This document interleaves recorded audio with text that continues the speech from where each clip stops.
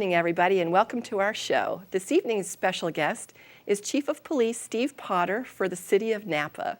He's been our Chief of Police in Napa since 2015. Welcome, Chief Potter. We're honored to have you here. Thanks, Rose. It's a pleasure to be here with you. Please share with us a little bit about your background and education. Sure. I was born and raised here in Napa. Started out, we lived up in Alta Heights, and then as a teenager we moved down to central Napa. I would say, well, just off of Jefferson Street on First Street there. And I attended Napa High School, graduated from there, and then I went out to Napa Valley College.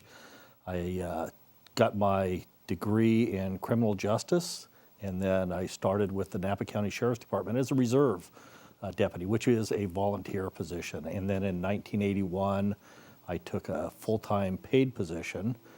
I stayed with the Napa Sheriff's Department for 6 years before moving over to the Napa Police Department in 1987, worked my way up through the ranks, got my 4-year college degree, and in January of 2015, when Chief Rich Melton retired, I assumed the chief position, was appointed to that by the city manager. With all the violence against law enforcement officers and whatnot, how does your family feel today about you being in the position that you're in? Anybody can be a victim now. We've seen a lot of more high-profile incidents like down in Dallas. We've recently had some things here in Napa, and they create a lot of stress and strain for people.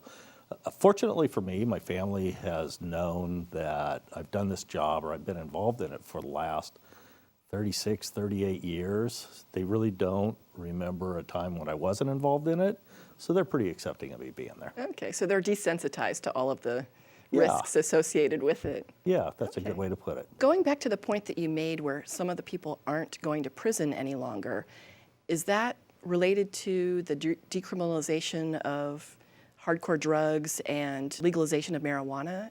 The Prop 47, the Safe Neighborhoods and Schools initiative that was passed years ago, that's had a significant impact for us because it basically reduced the severity of crime for your harder drugs, your methamphetamine, your heroin, cocaine. Where it used to be a felony, it's now a misdemeanor. Any theft of a firearm in the past used to be a felony, and it now has to be valued at $950 or more to be considered a felony. The passage of the marijuana initiative, Prop 64, that'll be an interesting one to see what happens there because that really doesn't kick in commercially until 2018.